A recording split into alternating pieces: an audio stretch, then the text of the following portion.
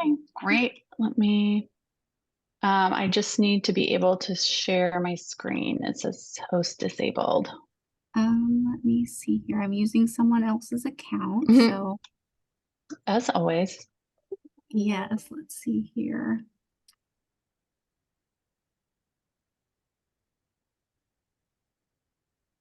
Did that work? Let's see. Sure did. Great. Thank you. Okay, I do have a handout. I always just like to use handouts. I like to have um, something because later I'm always like, what were they talking about? So I'm going to pop that in the chat. Um, and just to kind of help you follow along too. But like I said, I like to go back. I'm going to get rid of our pictures here, and then we're just making sure everybody's muted. And then from my viewpoint, I can't see the chat. If there's anything important, I usually will do at least 10 minutes Q&A at the end. So we have plenty of time for that. And but if you have a question, I will check it periodically and I'll definitely address it at the end for sure. And I'll also So keep an eye on it as well to help if there's a okay, question that comes up. perfect. That's really helpful. So before I even introduce myself, I would like to say that I am on Invisalign now for the second time, and I could not stumble over my words more. So it's been really funny as somebody who speaks for a living to try to get used to this again because I feel like I'm just constantly like tripping myself up. So that's what that is. And a little background for me, I'm actually from Indiana. I grew up in Muncie and I went to IU for undergrad and I went to Indiana State for grad school. And I've worked in health and well-being for over 30 years. I've done everything from athletics, athletic trainer, strength and conditioning coach, and then I went into fitness. And then I settled in health coaching in about 2011. And I really just enjoyed helping people put kind of like the whole package together to help them round out their health and well-being. And I did about a 3-year stint. I was a Cigna on-site coach for our county, which is 13,000 employees, over 9,000 square miles. And it was a feat to be one person trying to do all of that. But when I did all of those coaching sessions, it was so evident to me because I was also coming out of kind of my own fitness bubble and I wasn't really talking to everybody about their health. And people were really generous with sharing their obstacles, what is making it so hard, mindset wise and skill set wise. So I learned a lot from that I keep applying. And I'm always keeping up with the data and research. And a lot of it has led me here because when I was at Indiana State getting my graduate degree, I did my thesis on eating disorders because I was very interested from my own experience and from others um, about how we create a healthier relationship with food and our bodies. And everything that I had been taught in school was all focused on weight. Everything was absolutely weight centric. And there was no question when I was in school that it was health equals weight. We absolutely know that that is not true now. And I want to talk a little bit more about that because what would happen over and over when I was coaching is people would come to me for weight. And I really struggled with helping people because I wanted them to focus on healthy habits. I wanted them to look at, okay, so we're starting a walking program, we're adding a vegetable at dinner, like whatever that healthy habit was. And I couldn't get people to look away from the scale. And then what happens, and if you guys can just make sure you're muted, that'll help. Or comment, etc. Period. There was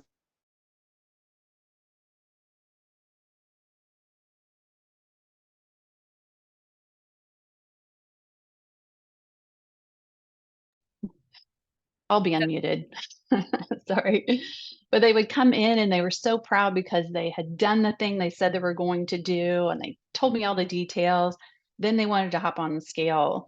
And then they went from really proud to disappointed because they didn't see a result that they wanted. So then forget about this walking. This is dumb. I don't even care about this vegetable. Like, you know what? I'll just take the medication. I'm not worried about the behaviors.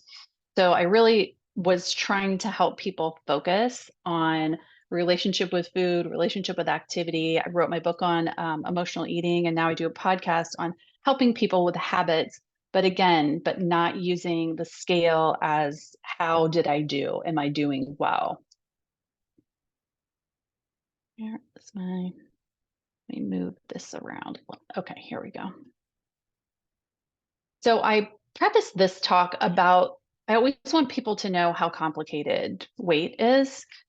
And absolutely, I always understand why everybody wants to lose weight when they come to me, because we live in a society that's very biased against larger bodies. Between the social aspects, trying to navigate the healthcare system in a larger body, logistical, just to get on a plane and be comfortable. But also, there's plenty of data that speaks to people in larger bodies earning less, less likely to get promoted, but also all the facets within personal lives. And what I see now, so when I started 30 years ago, we didn't have social media for people to kind of spit out misinformation as fast as they can now, but it's extremely complicated. And a lot of people like to just say, like, oh, it's calories in, calories out. And wouldn't it be great if that were it? Um, so when I talk about this topic, I always want to be really mindful that I understand absolutely why people want to focus on weight, because there are a lot of messages around it. And I also try to focus on what the evidence says that people are more successful following. And now I can't really do this talk without at least addressing weight loss medications. Um, they're not new, but using them in this fashion is newer. And I always just remind people that a lot of this is very experimental. Do we know what it looks like when somebody's taking the dosage for weight loss in 10 years? No. So there are questions about efficacy. Obviously, expense is creating, it's really prohibitive for people to be taking this, because for the most part, people will have to take these medications all of their life. So is that feasible? Are they going to keep working? Can we pay for them? Can I keep taking this medication forever? Because even the analysis that are coming straight from the pharmaceutical companies are showing that 2/3 of people, when they go off of them, are gaining weight back. So I just like to touch on that. It's nothing that I talk about extensively, but it would be the elephant if I didn't mention it. So first, we're going to talk about understanding research on how dieting and weight cycling create more weight and health conditions. So let's define, like, what is a diet? So dieting is the deliberate rules and restrictions of the type or amounts of food one eats, usually in an effort to lose weight or improve one's health. What I have noticed, probably in the last 10 years more so, because people are still very weight oriented, but then now they don't use the term weight as much. They use like it's for your health, which when I hear that a lot, it usually means we would like you to be thinner. So diet industry also knows that people are catching on that diets don't work. So they don't call it a diet anymore. It might be a wellness plan. It might be a lifestyle, weight management plan. We could call it clean eating, a cleanse, fasting. But the two things we're always looking for, does it have rules and does it have restriction? So what is diet culture? I talk about diet culture a lot because my podcast is called The Air We Breathe, because it's so pervasive around us that so many things we do unconsciously, so many things we see that we're not aware of, really go to these three factors. And Christy Harrison wrote a book called Anti-Diet. She also has the 10-year-long podcast on the topic. And she defines it as worshiping thinness, muscularity, and particular body shapes, and equates these things to health and moral virtue. Promotes weight loss and body reshaping as a means of attaining higher status. And finally, demonizes certain foods, food components, food groups, and styles of eating while elevating others. So this we can see in a morning conversation around the coffee pot, because absolutely some of these things are very true. Because do people that are in smaller bodies end up making more money than people that are in larger bodies? Yes. So that's what's very complicated about diet culture, is we're driving people to something that may not be possible for their body, and we're rewarding people who do have that body type. And I think these are always interesting when I'm looking at kind of the goal line is constantly moving, because if you look at these different body types that are celebrated, they change all of the time. Why would something change all the time? Well, because the profit, like we need to get you towards something that has, we need to reinvent the wheel every so often. And that's why, when I was at IU, it was low fat, like, a butter cream cheese on my bagel, like absolutely never, but I will eat a plain bagel. How delightful. But then after that came Atkins. So we had to swing the pendulum, because people were like, I do want fat. Thank you very much. And now we're just only eating fat.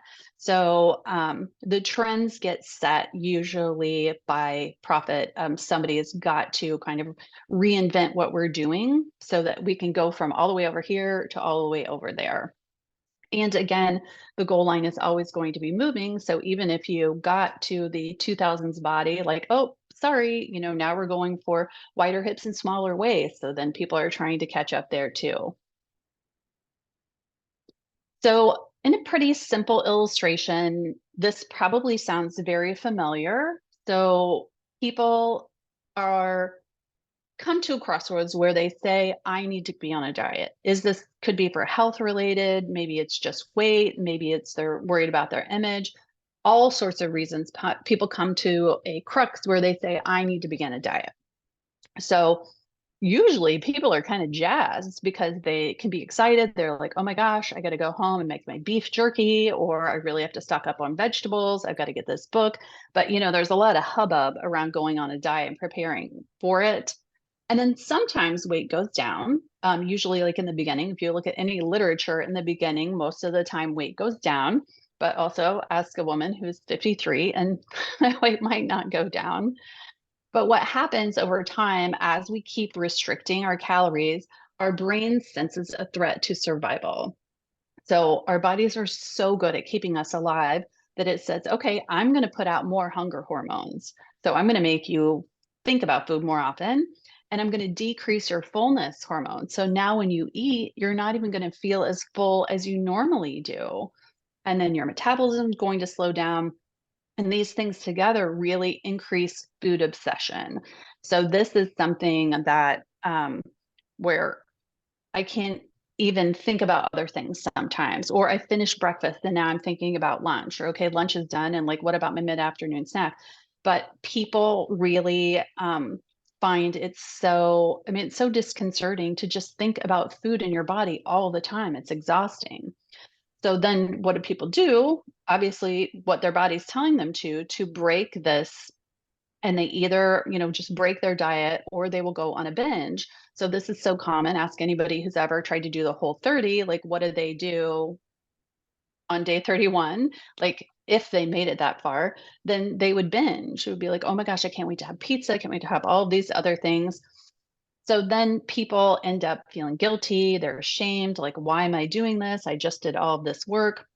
And they don't like the way that feels, because now I feel like I'm a failure. I feel bad. So I'm going to do this whole thing all over again. Maybe I'll do the exact same thing. Maybe I'll do something completely different. And this is where we get the pendulum swinging as well. So this is really the cycle that we go through most of the time with dieting. And most people are thinking that they failed the diet. Like this is on me, but really it was their biology trying to save them. And more of the common narrative is personal responsibility. Well, if your diet didn't work, like that's on you. You didn't work hard enough. You ate too much. And we like that narrative because there then is something to sell. So there's also profit in this. If I make you believe it's your fault, then you're going to use some sort of product or program to try to get back on it and keep losing weight.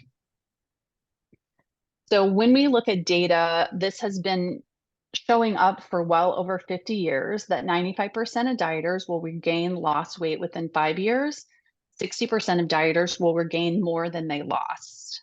And what we do know, and what I always focus on the evidence, is when we focus on healthy habits versus caloric restrictions, we can provide better physical and emotional outcomes. So these numbers also vary, they vary wildly with what people are doing, but absolutely for the most part, when you look at literature, like Weight Watchers has literature right on its website, and most of those will be 2-year studies. Because even at 1 year, what happens, if you look at them, the graphs are starting to go up because people are starting to gain weight back.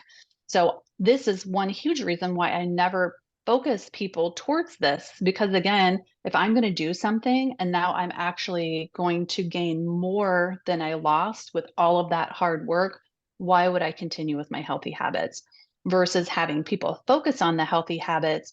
Because again, do I know I can help my cholesterol with more fiber? Yes. Do I know that exercise will help my high blood pressure? Yes. So focusing on the habits first are more helpful. So when we look at dieting, it's absolutely a predictor for weight gain. So it's not something people look at dieting as like, oh, I'm going to lose weight, but statistically, you're probably going to end up gaining weight. It does slow our metabolism down, and this food obsession and body dissatisfaction. So the more people try to change their bodies, the more they hate their bodies. And the more people feel bad about themselves, the less likely they are to engage in positive behaviors. And it really can be a coping mechanism. And I see this a lot, and I've definitely felt it in myself in the past, is when things feel out of control, what I can control is food.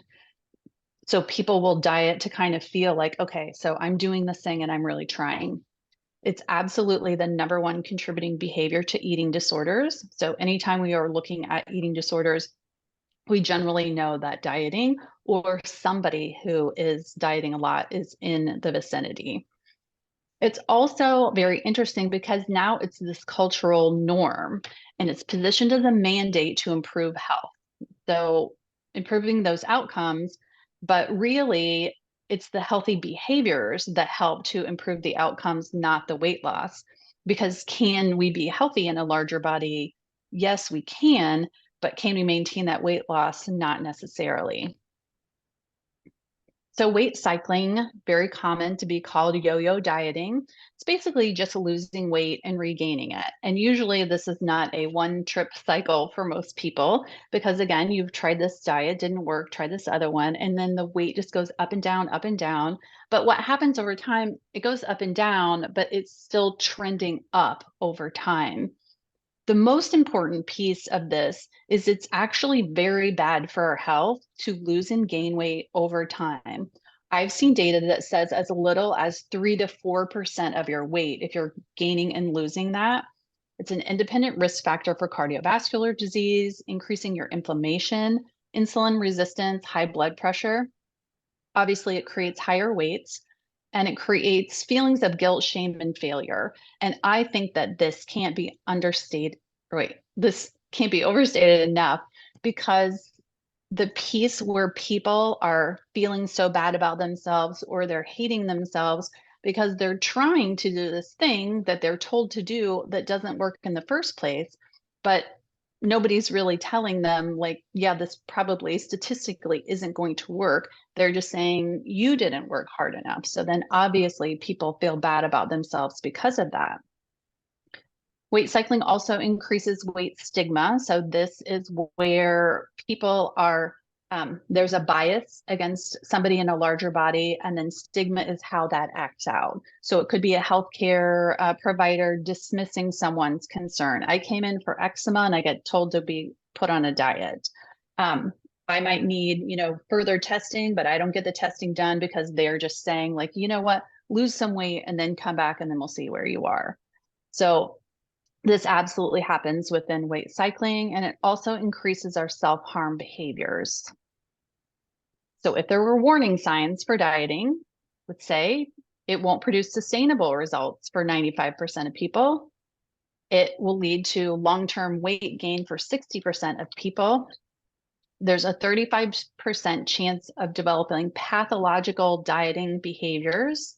And of those 35%, there's a 25% chance of developing a clinically diagnosed eating disorder. And the side effects include exhaustion, obsession, mood swings, and increased tendency to binge. So the more that we restrict, more likely people are to binge and eat more than they wanted to. And then finally, statistically, you're more likely to develop an eating disorder than sustained weight loss. So here are some things we can do. These are all on that sheet that's in the chat. And somebody may want to reshare that if anybody's joined late.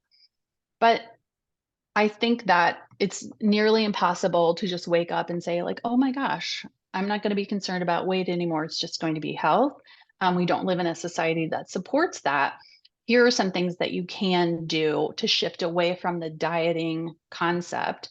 Is you can absolutely do more education and research. And I've definitely got some places that you can learn on that sheet. But really looking at, so how much time and energy and money have you ever spent trying to make your body smaller? And how has that worked? And then visualizing what it would look like to be free of those expenses. Because I think, even the money aside, if I just put together the bandwidth, the emotional bandwidth that was spent for any of my clients on just focusing on this one thing and focusing on this one thing that hasn't been working for them. Like they could have written novels. They could have, walked to the East Coast and back. Like it's so much time and it takes so much energy. So let's take a look at eating disorders and poor body image. As I said, I did my thesis on eating disorders. And it's also been very interesting to look at what I started, that was 1996 to 97, and what the data says now is stunningly different. So eating disorders are serious, but they're very treatable mental and physical illnesses. It's very important to understand that they're biological, they're psychological, and they're social. A lot of people have so many misunderstandings. I would say anorexia is what people associate most when people say an eating disorder. So anorexia is generally undereating. I'm not going to go through deep definitions for time here. But the ones that I really want to talk about are the ones that kind of are more pertinent where we see dieting. The one through line through all of these is restriction. So even in anorexia, obviously they're restricting. Binge eating disorder, people are restricting, which is then causing them to binge. So that diet, that restriction piece is what's really important to know, that happens all the way through here. So with binge eating disorder, this is the newest diagnosis. I want to say it was 2014 when this came out in the DSM, that 3 out of 10 individuals looking for weight loss show signs of binge eating disorder. So when I did the bulk of my health coaching, it wasn't a diagnosis yet, but I saw it all of the time. And I could see people, and I'll show a graph of what it kind of looks like. And when it actually came out as a diagnosis, I was like, oh, that's it. And I had been telling people the wrong thing to do because I had been telling them that then, okay, well, let's get back on a better restriction plan since you're binging. So I was just making the problem worse for them. So this is just recurrent episodes of eating large quantities of food. And people do talk about feeling a loss of control, or maybe they're kind of like zoned out during it. But again, the shame, distress, and guilt that people feel afterwards, it can also lead to type 2 and greater weight. But again, they are created by mental and physical restriction. So the physical restriction of, yes, here is what I'm not supposed to eat, but even just thinking about that can create more binges. And I think it's also important to understand that being shamed, which people are shaming themselves, but being shamed by others makes binging worse. So this can be a very typical, everybody starts out on Monday, oh my gosh, I'm doing it, and I'm only eating these things. And then as the week progresses, people have been restricted for so long, then maybe Saturday and Sunday are just a binge all day. Some people like to call it a cheat meal. In the field, we actually call it a binge. And it might also look like this during the day. Like, okay, I had egg bite for breakfast, I had a dry salad for lunch, but then in the evening, I ate a box of cookies and a pint of ice cream because I was starving from not eating all day. So again, this is just an example of what restriction can look like. So OSFED, this is just people don't meet a specific criteria within a DSM, but it's obsessive thoughts and behaviors linked to all of these things. So 65% of American women 25 to 45 have some form of disordered eating. I would argue and say it's more. In my field, also people are coming to me, but it's extremely normalized now. This is the piece from my research in the 90s to now that there was a time that if you said you were on a diet, like that might be kind of like, oh, really? Like, oh, that's interesting. But now it's more normal for people just to be dieting or talking about food or talking about what they're not eating or what they are eating and just focused so much on this piece. And a lot of people think it's normal, but actually there is a line where it's actually very disordered and unhealthy. But in our society, it gets rewarded. So this is like influencer speak right here. It gets rewarded because their body looks a certain way. So this must be good when actually it's unhealthy. So one thing that's really important to understand about eating disorders, they affect absolutely everyone. There's so many people that still have the perception that, oh, this is kind of like a upper class, white, thin high school girl sort of issue. But this is everyone. And most important to know that 94% of people with eating disorders are above a quote unquote normal body weight for the BMI. So eating disorders, like some people, or even Weight Watchers, I was watching an interview with their CEO, and somebody mentioned eating disorders, and she said, well, we screen them out because we don't work with anybody that's underweight, which I was like, oh, well, I'm glad to know the CEO of Weight Watchers doesn't even know what an eating disorder looks like because they don't screen for them at all. They screen for somebody that's underweight, which would be the 6%. And when I was in school, eating disorders had the highest mortality rate of any mental health condition, and now it's second to opioid addiction. So again, it's something that's very serious, and it really needs more attention and a bigger topic of conversation, especially when people are kind of willy-nilly prescribing weight loss because you really don't know, do I have the right biology, psychology, and social setting that I might get an eating disorder? So when I look at data on children, it's devastating. But again, like with the level that people are dieting and talking about their diets, and they all, of course, do it in front of their kids, girls internalize the importance of restricting their food intake as early as 5 years old. So that's a kindergartner with their lunchbox thinking maybe they shouldn't eat so much. 80% of children have been on a diet before age 10. And adolescent admissions to eating disorder clinics doubled during the pandemic. They didn't even have enough room for a lot of kids because they sat at home and they watched social media as well. And here's more and more ways to make your body smaller, or in the case of boys, how to make my body bigger or more muscular. Usually they're different between the two genders. And this is such an interesting study, and I've seen it in several books. And I actually looked at it because I was like, I don't think this is right. But if you took a sample of 100,000 children, 12 would have type 2 diabetes, and 2,900 would meet the criteria for an eating disorder. And we see this like when I hear people talk about like the nutrition that they're getting in school, it's always like a this is good and this is bad, not kind of like what the food does for you. And so children with a lot of that information have a hard time processing. So this means I'm bad. So kids on diets, that's really a place where we see binge eating disorder come into the picture because now I've been told this is bad, I'm bad. So I'm going to sneak this or do this in private. And it creates a host of problems learning that way. So why family matters. So idealization and social comparison create a poor body image and disordered eating. So if you think about it, like where are we that we don't see thinness idealized, and that creates a higher social status. So again, then it makes people feel worse about their bodies, and then it disrupts their relationship with food. So from the media, from friends, and from parents, there are absolutely comments on weight and body, teasing and bullying, weight loss and food restriction. Because if I had a nickel for every coaching client I had that went to Weight Watchers as a kid, my sister-in-law was in the 5th grade when my mother-in-law dropped her off at Weight Watchers. Um, so that did not result in her having a better relationship with food at all. It resulted with her moving very far away from her mother as an adult. But when we see these things and we know that this makes body image and eating disorders worse, we also know that there are protective factors.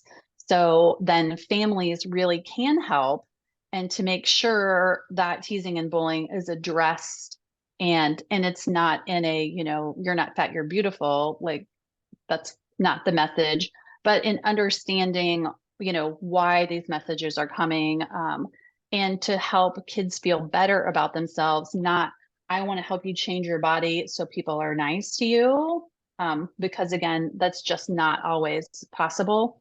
Because again, when we're being bullied, you don't want to say, like, I need you to change so you're not bullied. Like, how do you deal with that in a way that makes them feel like they're okay and that all bodies are different? So fostering a healthy relationship with food. Um, I follow the all foods fit model. My kids are 21 and 23 now, and they had access to all foods. And I will say they're very normal eater. Like they don't perseverate on it or think about it. Like they eat all kinds of foods. Um, and I think because everything was neutral, then they're very neutral. They know how to make salmon and broccoli, but they also have had Pop-Tarts. And again, because they understand a lot of that, then it just becomes a non-issue.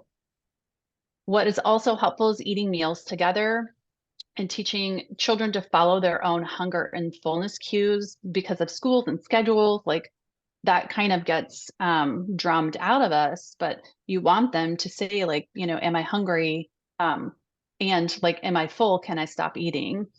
And promoting a healthy body image, making sure you're not talking about yourself or your kid's body, and stepping in when somebody else makes comments that are certainly inappropriate, and sharing the dangers of dieting, that this isn't going to be helpful overall anyway. As a family, can we work on healthy habits? Absolutely. Can we work on getting more activity? Can we change what we're eating? Yes, but not in the same vein of dieting and just trying to change our body. And educating on media and social media realities, and also the pseudoscience, because again, the misinformation is wild. Like I could pop on Instagram right now and somebody just tells me that I'd lose my belly fat if I had a cup of apple cider vinegar, problem solved. So that is everywhere. And then kids are watching all of that. And then challenging your personal anti-fat bias in yourself and other influence, and really looking at more of the social structures that focus on that anti-fat sentiment, um, and all of the pieces that profit from it as well. So I think it's a good idea to kind of look at your relationship with food and body. The only reason I even talk about it is because it has been such a struggle for me. Um, and certainly the way that I grew up, and I watched my friends grow up and our relationship with food and body. But I think it's really important to kind of take stock in that and see where you are, and then get curious about how that impacts others, how that impacts, people that you're around all the time.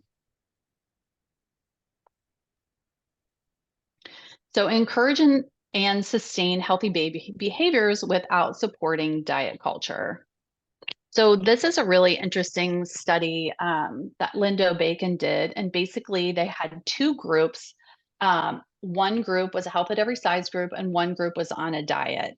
So they took the diet groups, and it was pretty typical, we're restricting calories, we're focusing on exercise. And we're going to monitor your weight. The Health at Every Size group, they said, okay, we're going to educate about healthy habits, but we're also going to work on self-acceptance and self-confidence and no monitoring of the weight. So basically at a year, the diet group was doing pretty well. And at 2 years, they had regained weight. And then for all of the markers, because they were looking at everything, cholesterol, blood pressure, blood sugar. So their results were worse at the 2 year mark and their self-esteem was worse. And again, when people feel bad about themselves, they are less likely to put into play things that are good for them. And the Health at Every Size group actually sustained their metrics. So if they had improvements in those markers, they sustained those at 2 years. And again, they were then focusing on the healthy habits, and then it actually helped their health much more than the people that were told to watch their weight. Intuitive eating. So I'm an intuitive eating counselor, and I'm going to talk about this in this tiniest of time frame, but this is also kind of like a years long process. But the goal is teaching people to listen to their internal cues and external and against the external rules.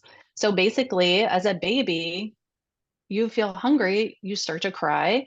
And then when you're done eating, you're either pushing something away or you just stop eating. So babies control like their hunger and their fullness. And then we learn to get away from that because, again, parents are on schedule, school's on schedules. So we're trying to get people back to like, are you hungry and are you full? And there are a lot of steps to go through, but absolutely, you can start listening to your body again. Like I am visiting my son right now, and I had breakfast this morning, and I probably ate maybe half of it, and the person was kind of looking at me as they took it, and I was like, I'm done. And I think that can be very challenging, especially Clean Plate Club. And you learned that no, we're supposed to eat all of these things, but it positions yourself like as the expert on your body instead of listening to somebody else. And we're used to thinking we need to listen to somebody else because I either need to listen to the keto guy or I need to listen to the vegan gal. Like all of these different people should be telling me, but maybe I have some wisdom myself. So there are getting close now to 250 studies looking at intuitive eating, and it helps basically all markers. But what it also helps is for people to free up a lot of bandwidth of focusing solely on the scale, that they're able to engage in other activities that don't involve the scale and actually be much more free and much happier. And here's even more benefits. And again, I always think like that the mental space, because there's one thing that people talk about, like, oh my gosh, I can't keep that in my house. And I, my goal with my clients is to have stuff that you're like, oh, I didn't want that, or I forgot about it, because you're not obsessed about it anymore. So just to look at the tenets of intuitive eating, and we're not going to dive very deep, but basically rejecting the diet mentality of like, okay, so maybe this is just not working for me. And how do I get to a place where I just start asking myself, like, am I hungry? And making peace with food, of kind of stop moralizing food. Because for me, my goals always have a little bit, I want some carbohydrates, I want some protein, I want some fat when I'm eating together. But not having like, ooh, like, oh, this is bad or this is good, because again, that sends a very confusing message. And also, olive oil is bad on Noom, it's reds or almonds. And again, when we say things are good or bad, it's very confusing, especially to kids. And challenge those voices that are telling you that you have to eat in a specific way. And what I find that helps most with my clients is discovering the satisfaction factor of like what actually sounds good. Because like when we're on a diet or something where you're eating like a very light lunch or a lean cuisine or something like that, you're like, okay, well, I have my calories. I'm not remotely satisfied. because that wasn't very good. And so now I might kind of like forage all day long of like trying to eat something that hits the spot, but we could actually have meals that include things that hit the spot. So then we're not foraging later. And feeling your fullness and coping with your emotions with kindness. So this is why I wrote a book on emotional eating, because I just had so many people, including myself, that dealt with anger or being sad or feeling lonely or being stressed, being overwhelmed with food. And treating your body with respect, because again, like there are a lot of entities around that do not do that, but how do we do that for ourselves?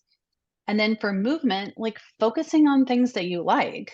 I certainly came up in the exercise science realm where it's like, what can you do that burns the most calories? It's like, well, what can you do that you enjoy? What can you do that you will keep doing? And I think like that's a piece that gets left out. But I've seen a bazillion people start something, they're like, oh my gosh, I hate this so much. And I'm pretty sure they're not going to be there in a year. But what activities could they do that they like? And then honor your health, gentle nutrition. Some people think that intuitive eating means you just eat whatever you want. Oops, eat whatever you want whenever you want. And that's absolutely not it. I follow the tenets of gentle nutrition, which, really focusing on all of the basics, having more fruits and vegetables, having whole grains, making sure there is a little bit of fat in there, a healthy fat. So, um, if you are moving away from dieting, it really doesn't mean that you just have to move to a space where you don't look at health, because, I still enjoy eating healthy foods, but I just flew here and I got the Biscoff cookie. Like, yes, please, because it really cost me $200 because I was on an airplane. But being able to have a little bit of everything. So in movement, I think that this can be very challenging. Again, it was just sort of like drilled into me, like I need to be burning the most calories all the time. Also, I'm 53, my body's falling apart as we speak, and doing the hardest and longest thing definitely doesn't work for me anymore. But what would I want to do if I wasn't constantly thinking about losing weight or reshaping my body? Because maybe it is like more walking with a friend, or for me, I discovered I really like weights a lot more than I like cardio. I do both, but I made weights more of my focus. So I think that having people track to what makes them happier or what makes them feel better, because I've got a bad back, so I'm always doing like my back exercises in it, but that makes me feel better to make sure that I'm taking a little bit of time to do that. And I think this is a very big change for a lot of people to focus on um, what they like versus what's the most efficient.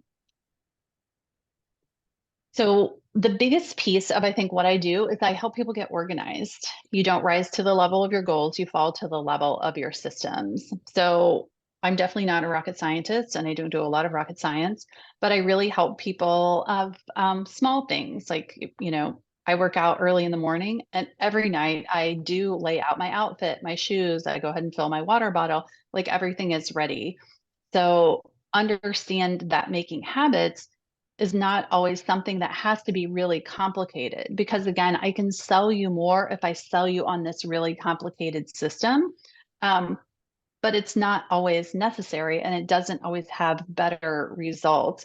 So I try to help people understand that simple is fine as well.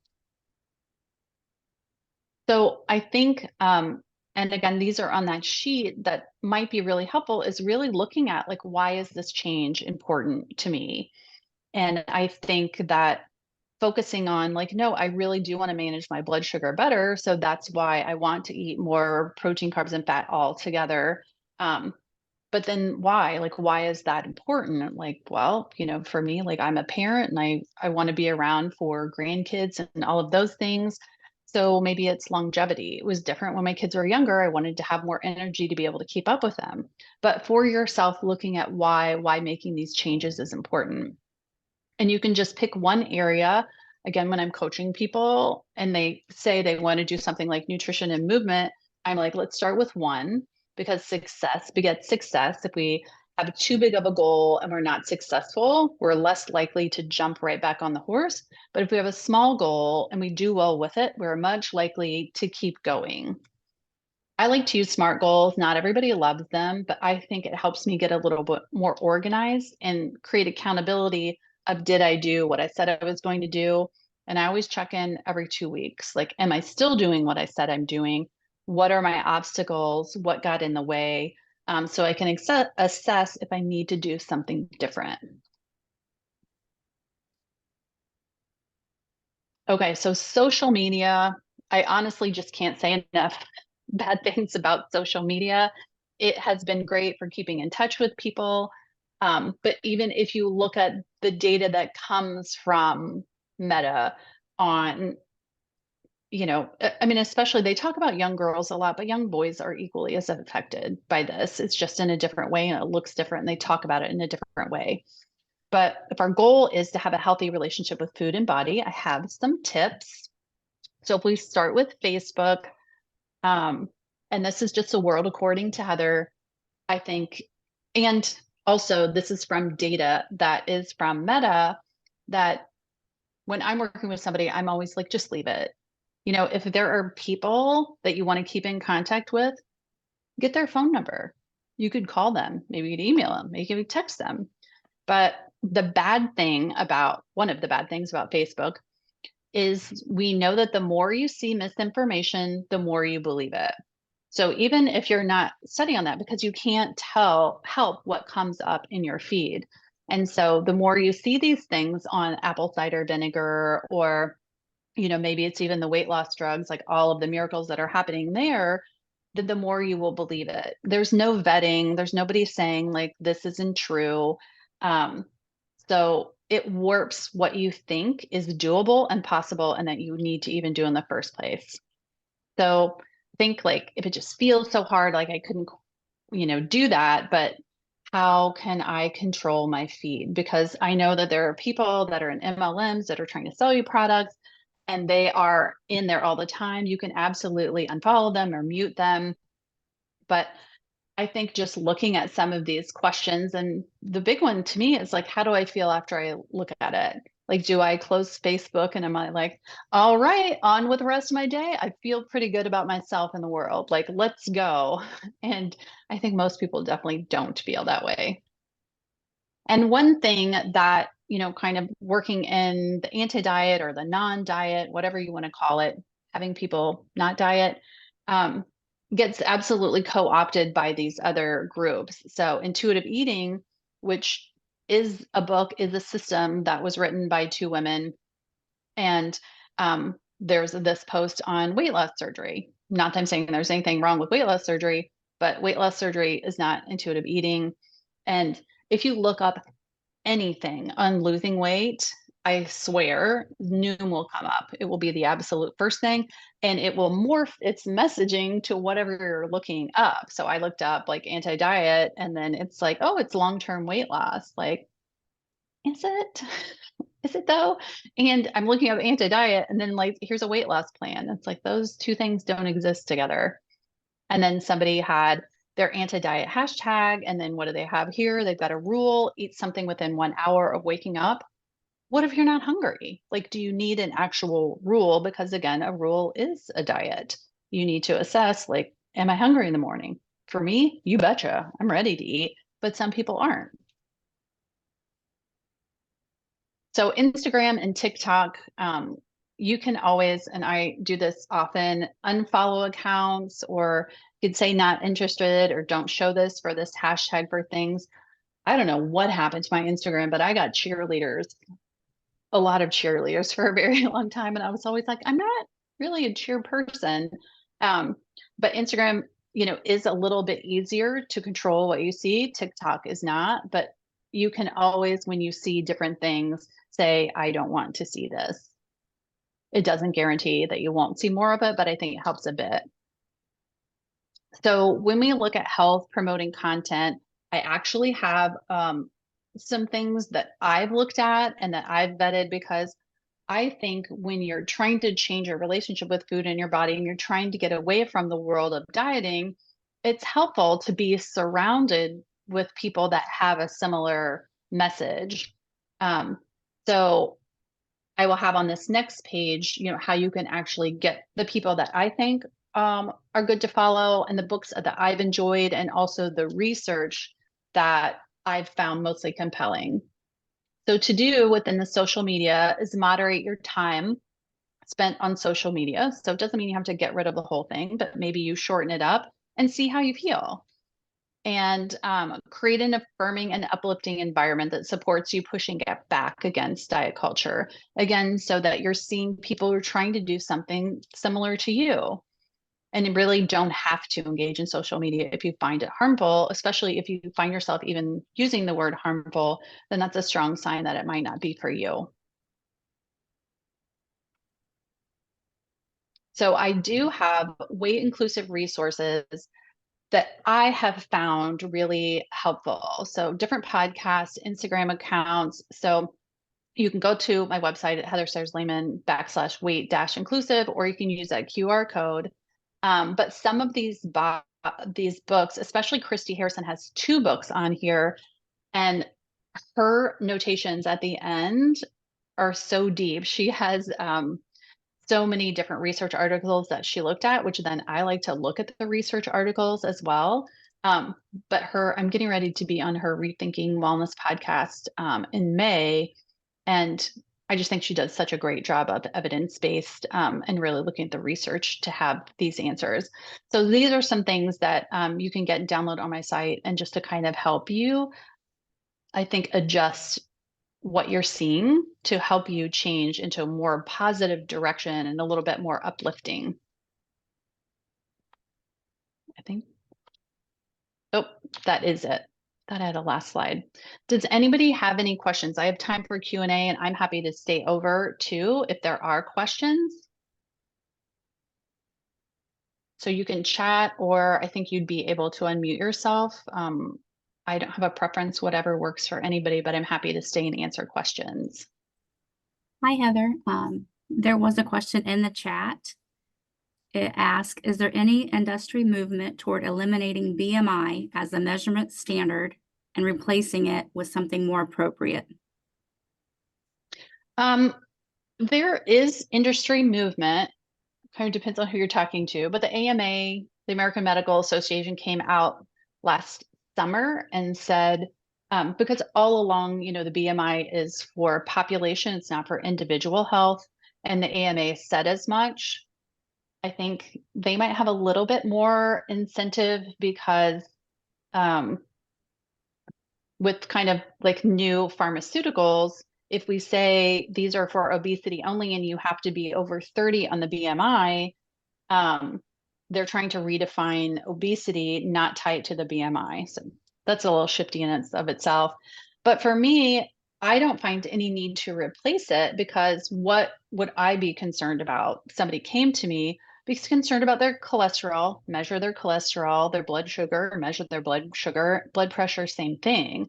So if I'm worried about health conditions and not the size of the person, because again, I don't know if that's a changeable factor or not, I think very much that I would just monitor those conditions.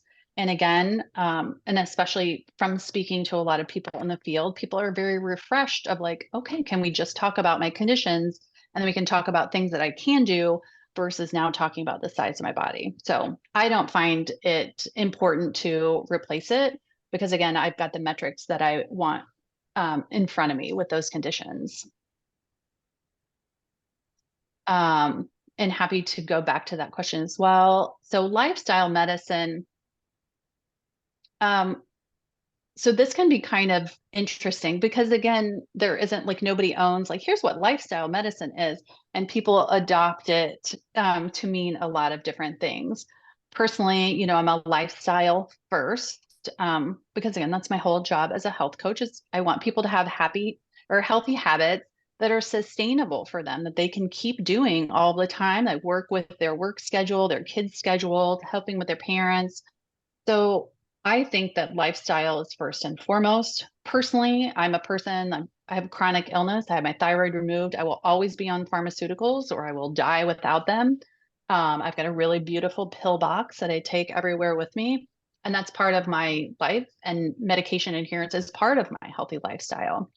So I also think that people get out here with a, oh my gosh, you know what cures this? And I fell down that rabbit hole when I got sick with my thyroid before they removed it.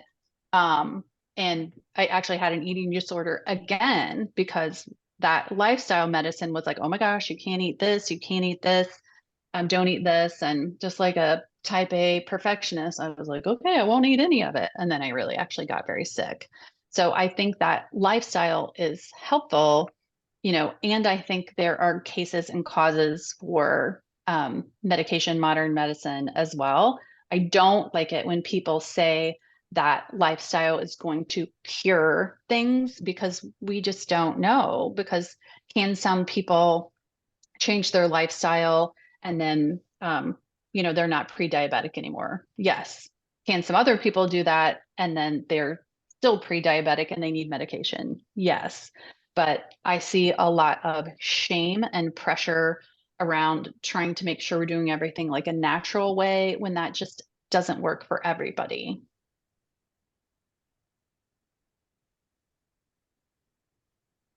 Any other questions?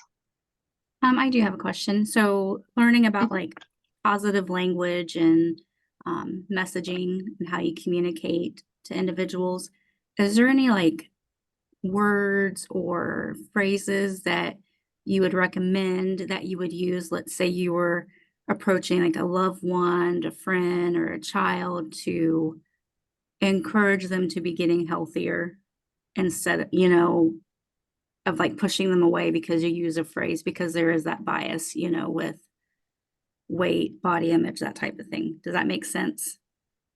Yeah, no, I think kind of a couple pieces. I don't approach anybody about getting healthier. People can ask me questions. Um, and this also comes from working with so many adults. I also work with a lot of teen girls in my area. And if you can call it whatever you want, and especially when I work with these teen girls, they know that you're saying you're fat. And people can say, I'm worried about your health. And a lot of people here, I have a problem with you being fat. And I've certainly had parents say as much to their child, but you don't send a kid to Weight Watchers if you're worried about their health. So, um, and I'm not the best expert on speaking to this. I've just talked to a lot of people, especially in larger bodies, that are like, yeah, I always knew that my weight was a problem for my family. So I think that that in and of itself can be problematic. And I also, I don't know anybody really who has successfully made over somebody else and their health. Because again, we need intrinsic motivation, we need autonomy. So trying to change somebody really never works. And that's why I think you can have all of your habits and then your lifestyle, and you can be a resource if people want to come to you.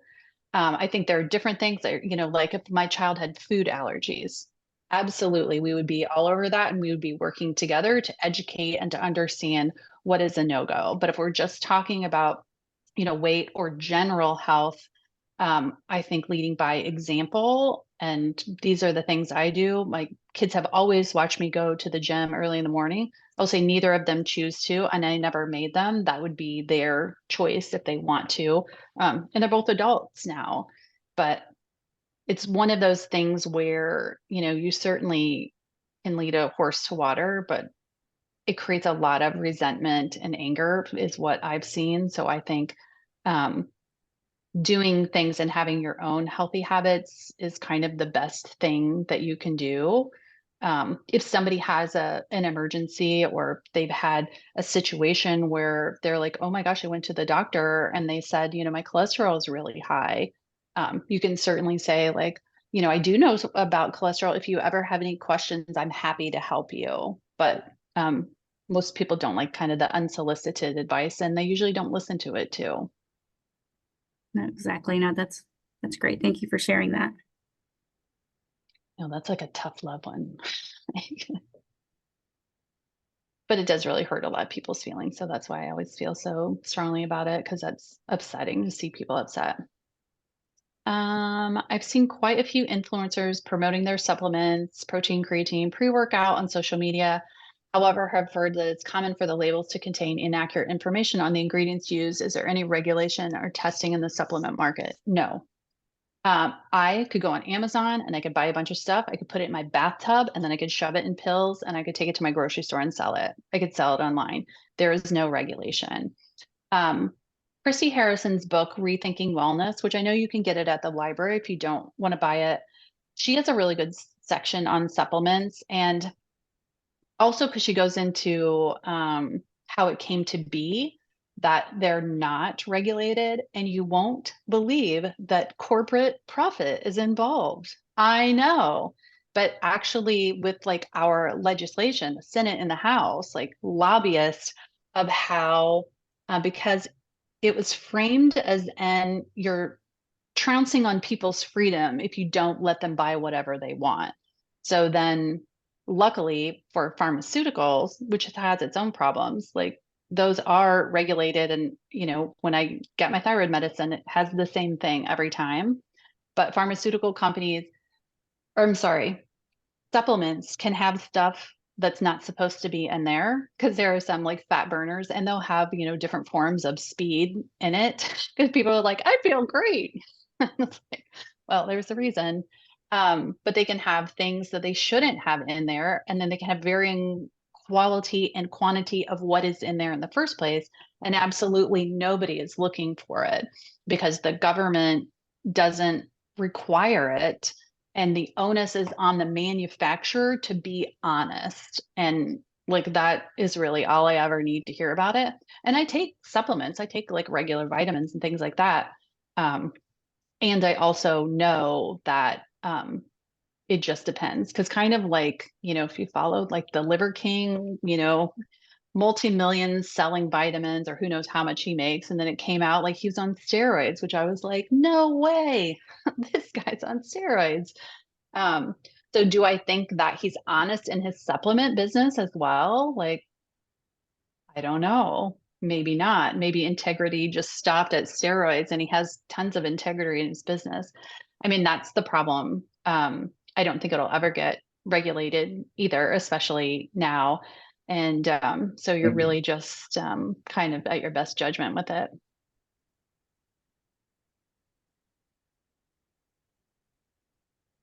Any other questions?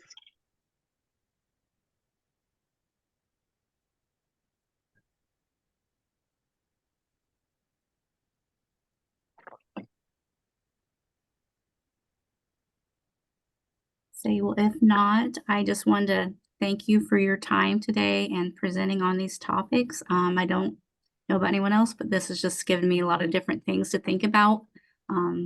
Because, we probably all know someone that's impacted, their chronic disease or the obesity, type of thing. And so, and dieting's never been easy and there's just so many fads. So thank you so much for sharing the information with us. You're welcome. And I'm on Instagram somewhat because I talk about these same things, and LinkedIn.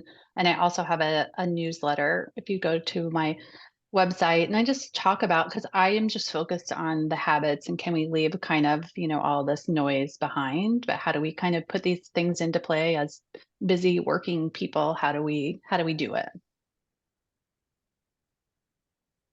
Great. Well, Thanks for having me. No, we so appreciate it. If no one has any other questions, we'll go ahead and we did go over a little bit, but we will send out the meeting notes and recording, afterwards.